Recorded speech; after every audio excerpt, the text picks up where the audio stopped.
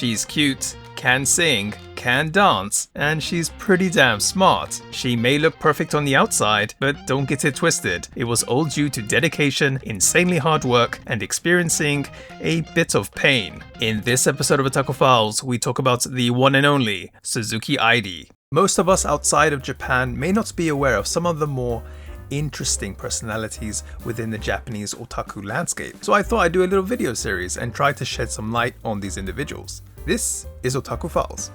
Yep, we're going back to idols, and this time we're taking a look at someone very special. Although I've covered many well-known and well-respected idols within the industry, you probably won't find many that are called the idol of idols. That's when you need to talk about Suzuki Airi. And after doing my research, I could definitely understand why she's called that. この木の下によくいる、木の下によく住んでいるあの方のお名前は何でしょう？正解は木下さん。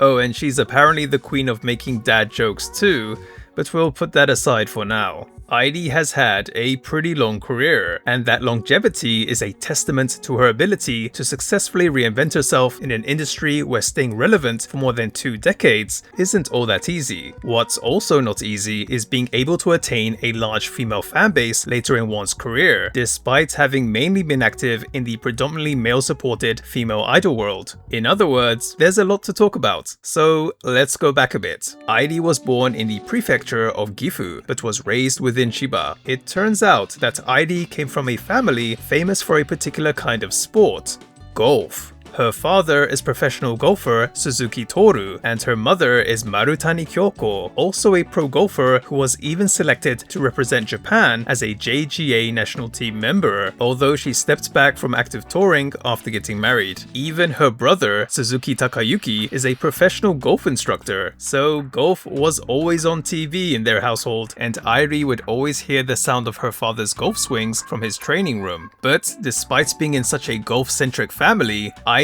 wasn't interested in golf. What she was interested in was singing, and apparently was always singing from when she was around 2 years old. Although she was supposedly a shy kid, when Airi was taken to a golf game, she did things like start her own little show at the clubhouse, singing using her mic-shaped sweets container. Now you might think that her parents would have tried to steer Airi towards golf, but it was precisely because they were both pro golfers that they didn't want to force golf onto her, knowing just how hard the world of professional golf is. And actually, they were very supportive of Airi's interest in music. In fact, they would give her a choice when she was 5 years old that would end up leading her to the idol world. They asked Airi what she wanted to do: take an entrance exam to go to an elementary school, or go to a music school. Yep, easy to guess which one she went for. Airi would end up going to the Upfront Music School, which was operated by a subsidiary of the Upfront Group. Now, to be clear, Airi wasn't exactly aiming to be an idol, but did want to be on stage to sing and dance. However, in her 3rd year, close to when she was about to graduate, it just so happened that applications were being taken for the Hello Project Kids audition, which Airi would also end up applying for. And yes, this is the same Hello Project Kids audition that Sugunaga Momoko took. I also have a video on her for those interested. Just like Momochi, in the end, out of nearly 28,000 applicants, 8-year-old Airi would be one of the chosen 15 kids. Now, something I need to mention is that Airi would do her activities within Hello Project while still going to school. That would include, by the way, going all the way to uni, but not just to any uni.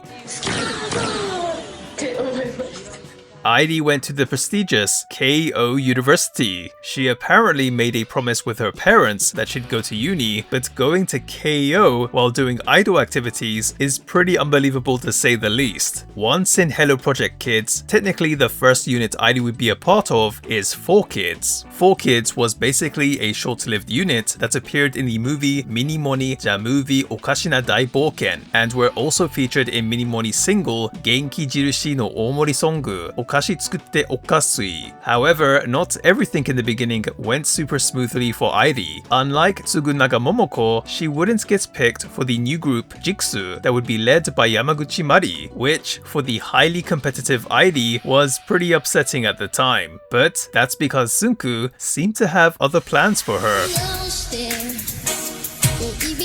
Airi's vocal capabilities were recognized pretty early on, and as a result, instead of Jiksu, she would be placed in the group A, along with Natsuyaki Miyabi and Tanaka Reina. And yeah, that's the actual name of the group. Our songs were actually quite mature, and vocally speaking, not that easy to perform, and Airi knew she had to give it her all. Now, one interesting thing about Airi, which is quite well known about her, is that despite her amazing vocal skills when she sings, when she speaks normally, she would sometimes have issues with enunciation, and even slur her words. This was more apparent when she would get excited and speak more quickly. However, even though some have given her a hard time about it, many just consider it one of her cute quirks. And in all honesty, after hearing her speak in a number of interviews, it's not really that obvious to me. Now, like I mentioned in Momochi's video, the 15 kids that were chosen for Hello Project Kids were eventually placed within either Berry's Kobo or c-ute.